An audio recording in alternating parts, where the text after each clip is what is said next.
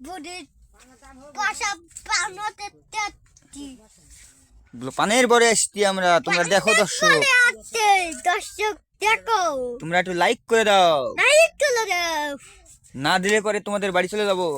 না তুলে দিলে বাড়ি তুলে যাবো। চলে আসো এবার,